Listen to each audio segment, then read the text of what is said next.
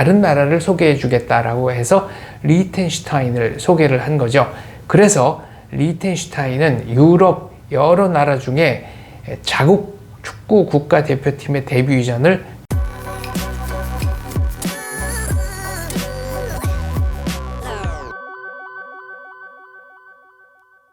생생현대사 시청자 여러분 안녕하십니까, 장원재입니다. 얼마 전에 우리의 자랑스러운 이강인 선수가 세계적인 명문 클럽 PSG 파리스 생저맹과 계약했습니다.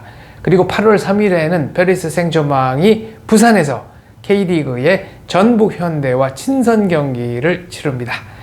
이강인 선수가 천재적인 감각으로 패스를 찔러주면 세계 최고의 공격수 네이마르와 음바페 선수가 이를 득점으로 연결하는 광경, 생각만 해도 가슴이 설렙니다.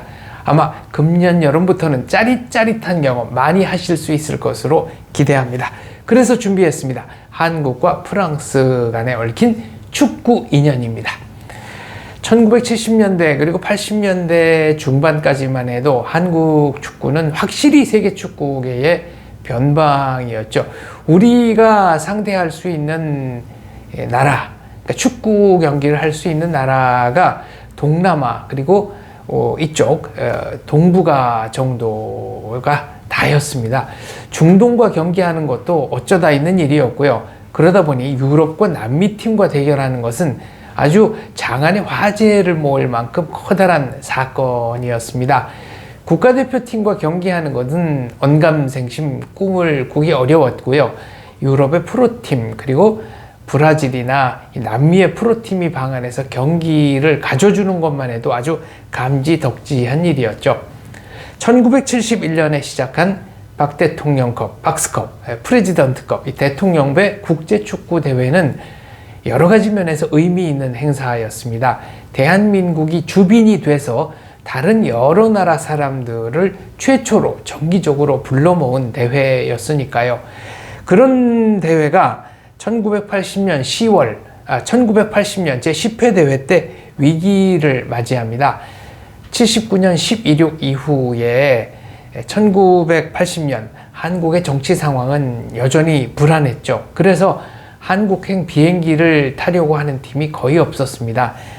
1980년 제10회 대회는 기념할 만한 일이 많았음에도 불구하고 태국, 말레이시아, 인도네시아 등 전통적인 축구 우방국과 바레인이 고맙게도 국가대표팀을 파견해 주어서 한국의 화랑 충무 2개국과 다른 나라 4개국 대표팀이 모인 6팀으로 조촐하게 대회를 치렀습니다. 79년이나 78년 대회 때는 브라질의 주선발팀도 오고 아무튼 상당히 성대했는데 그런 면에서 좀 아쉬웠죠. 전두환 정부는 1981년 제11회 대통령배 국제축구대회를 열심히 준비했습니다. 아마 자기들 나름대로는 위기를 수습하고 대한민국이 이제 더 이상 혼란스러운 상황이 아니다라는 것을 보여줄 필요가 있었을 것 같습니다. 또 국제무대에도 한국이 정치적 혼란을 나름대로 잘 수습하고 이제는 성장 궤도로 들어섰다는 것을 보여줄 그런 의도가 있었겠죠. 그래서 그 전에 박 대통령배 축구대회는 가장 날씨가 좋다는 가을에 열렸는데요. 이번 81년 대회 때부터는 유럽 축구 일정에 맞춰서 6월달, 그러니까 유럽 축구 휴식기에 대회를 개최했습니다. 무려 11개 나라에서 팀을 불렀습니다. 12개 팀이 6개 팀 2개조로 나뉘어서 경기를 했는데요. 재밌는 에피소드들이 있습니다. 지금도 여전히 소국이지만 그때 당시 우리에게는 참 생소했던 나라 몰타가 국가대표팀을 파견했고요. 리히텐슈타인 같은 경우 스위스와 오스트리아 접경지대에 있는 인구 3만의 소국 리히텐슈타인 같은 경우도 대표팀을 파견했습니다. 리히텐슈타인은 축구협회는 있었지만 대표팀은 결성이 돼 있지 않은 상태였는데요. 당초 대한축구협회는 스위스에 초청 의사를 전달했습니다. 스위스는 자국의 축구리그 일정상 팀을 파견할 수 없으니 다른 나라를 소개해 주겠다라고 해서 리히텐슈타인을 소개를 한 거죠. 그래서 리히텐슈타인은 유럽 여러 나라 중에 자국 축구 국가대표팀의 데뷔전을 다른 나라에서 치른 유일한 나라입니다. 첫 번째 경기에서는 무승부를 이뤘고요. 또 인도네시아를 3대2로 격파하면서 리텐 축구 역사상 첫 승리를 기록한 곳이 바로 대한민국이 되겠습니다. 이때 한국을 찾은 프랑스 팀이 있습니다. 샤토르라고 하는 2부 리그 팀입니다. 프랑스는 한국 사람들에게 축구 강국이라는 이미지가 없었습니다. 그래서 독일이나 영국에서 프로팀들을 초청을 하고 독일에서도 프로팀을 초청해서 우리 대표팀과 평가전을 했지만 프랑스 팀을 부른 경우는 거의 없었습니다. 심지어는 덴마크 프로팀도 온 적이 있었는데 말이죠. 샤토르와 한국의 경기는 개막전이었습니다. 1대1로 비겼고요. 한국의 득점자는 황석근 선수였던 것으로 기억을 합니다.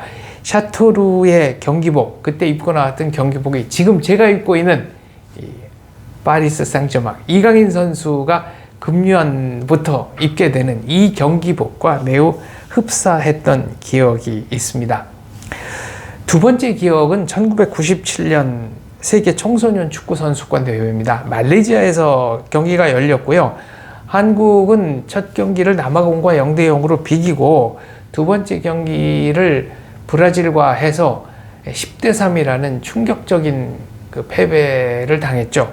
그리고 프랑스에게 4대2로 졌는데요. 이때 박진섭 선수가 2골을 넣습니다. 그리고 프랑스는 티에리 앙리 선수가 뛰었던 것으로 기억합니다.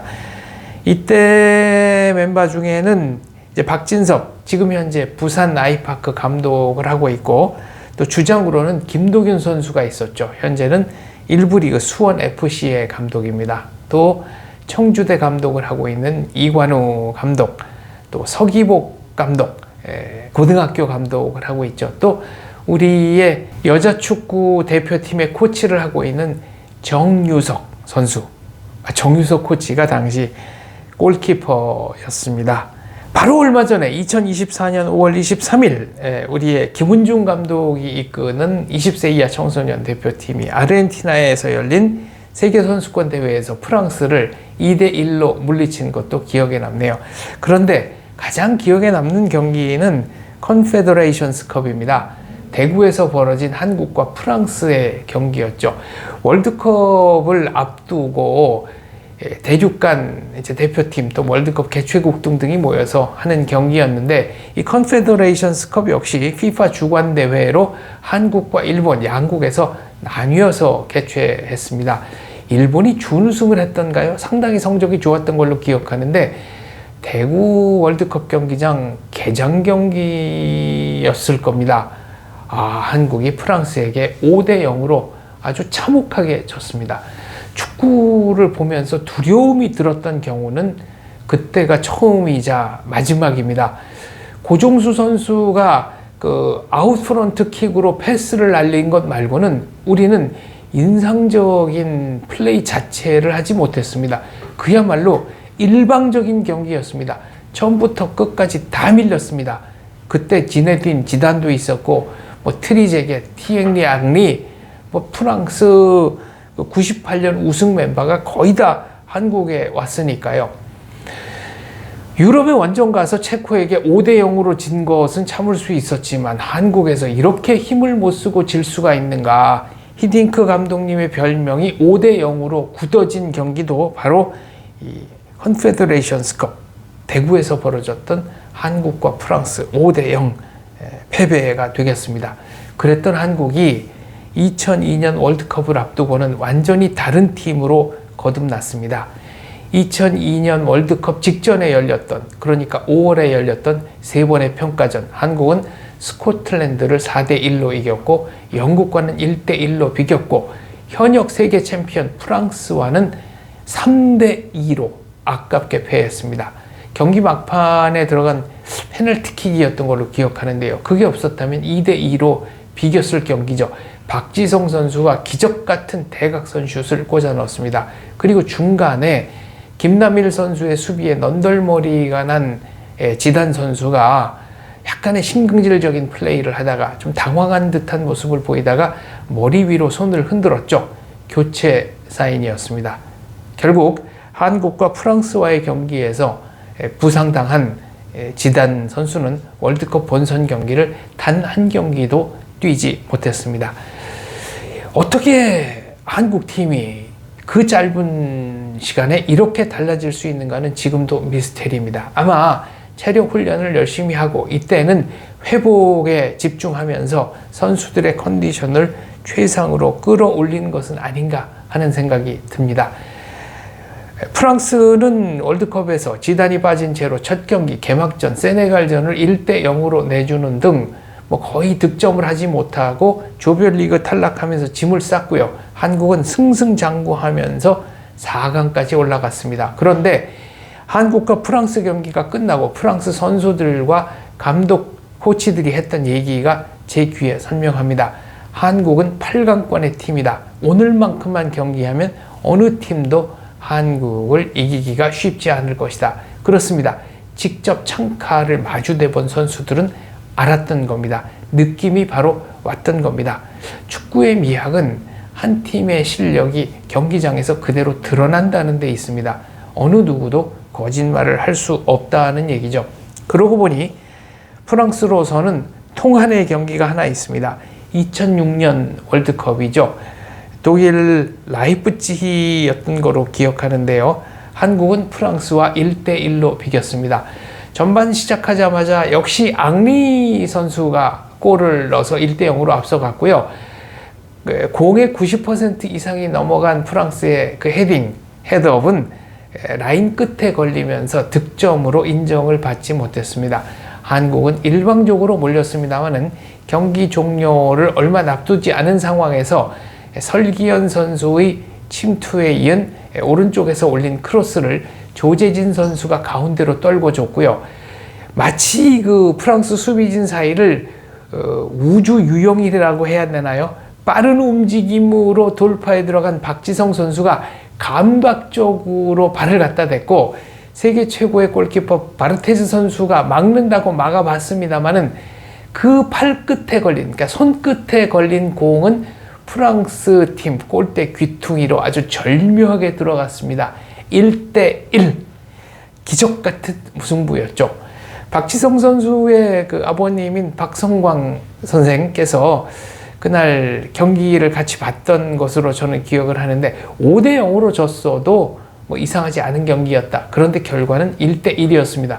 그리고 한국이 1대1을 만든 뒤에는 오히려 마지막 한 5분 정도를 열심히 몰아붙였던 기억도 있습니다. 잊지 못할 추억 중에 하나죠.